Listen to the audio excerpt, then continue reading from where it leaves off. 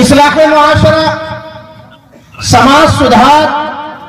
ایک ایسا عنوان ہے جس کی ضرورت انسان کو پیدائش سے لے کر کے موت تک ہے، گھر سے لے کر بازار تک ہے، مسجد سے لے کر مدرسہ تک ہے، میاں بیوی کے درمیان ہو، باپ بھائی کے درمیان ہو، ماں بیٹی کے درمیان ہو، کھیت کھلیان میں ہو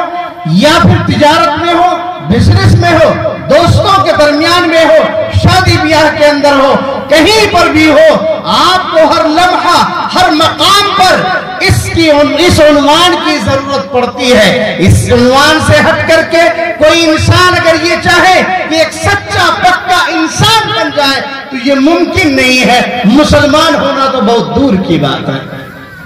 اللہ تعالیٰ نے ہمیں اپنے فضل سے ایک ایسی زندگی عطا فرمائی جو زندگی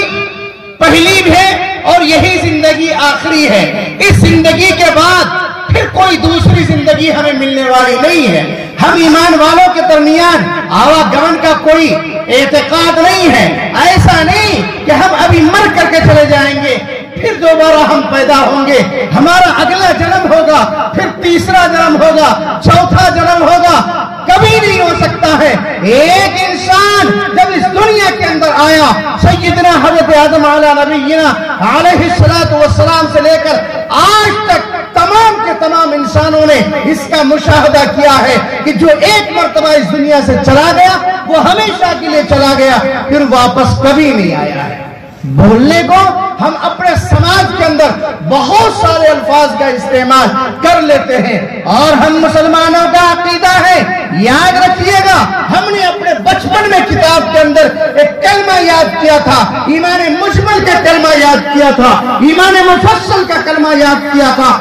اس میں ہم نے یاد کیا ہے آمنت باللہ وملائکتہ وکتبہ ورسلہ والیوم الآخر والقدر خیرہ وشرہ من اللہ تعالی والبعث بعد الموت۔ ہم نے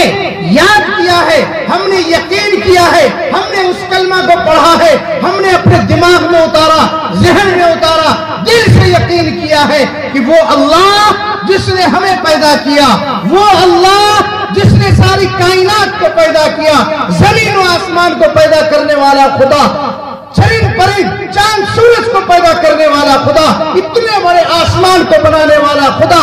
سمندروں کو بنانے والا خدا، اتنی بڑی کائنات کے ذرے ذرے کو پیدا کرنے والا خدا، وہ ہمیشہ سے ایک ہے، ایک رہے گا، اس کا کوئی ساتھی نہیں، اس کا کوئی شریک نہیں، وہ ہمیشہ سے اپنی پوری طاقت کے ساتھ تھا،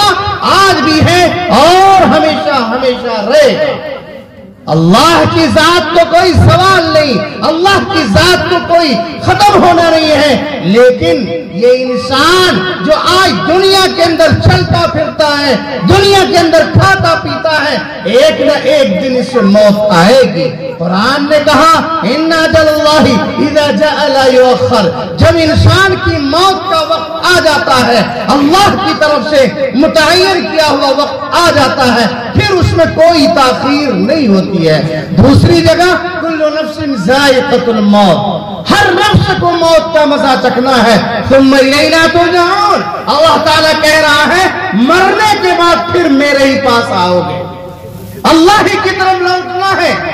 اسی اللہ کے سامنے جانا ہے، اسی اللہ کے سامنے اپنے اعمال کا حساب و کتاب دینا ہے۔ کتنا حساب دینا ہے وہ بھی کھلی کتاب ہے، واضح کر دیا ہے فَمَنْ يَعْمَلْ مِثْقَالَ ذَرَّةٍ خَيْرًا يَرَهُ وَمَنْ يَعْمَلْ مِثْقَالَ ذَرَّةٍ شَرًّا يَرَهُ، جس نے ایک ذرہ کے برابر بھی نیکی کی ہے وہ بھی موجود پائے گا، جس نے ایک ذرہ کے برابر بھی برائی کی ہے وہ بھی موجود پائے گا۔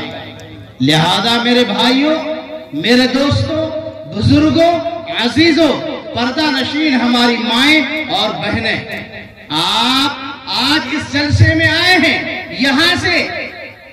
جو پیغام آپ لے کر کے جا رہے ہیں، سب سے پہلا پیغام تو یہ ہے کہ آپ ان باتوں پر عمل کرنے کی نیت کر لیں۔ عہد کرتے ہیں انشاءاللہ ہم عمل کریں گے، جو پیغام آپ کو دیا جائے ان پیغام پر آپ عمل کریں گے انشاءاللہ۔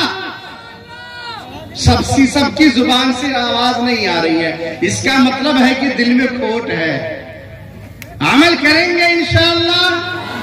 ہاتھ اٹھا کر کے عہد کیجئے کہ ہمیں جو پیغام دیا جائے گا انشاءاللہ اس پیغام پر ہم عمل کریں گے.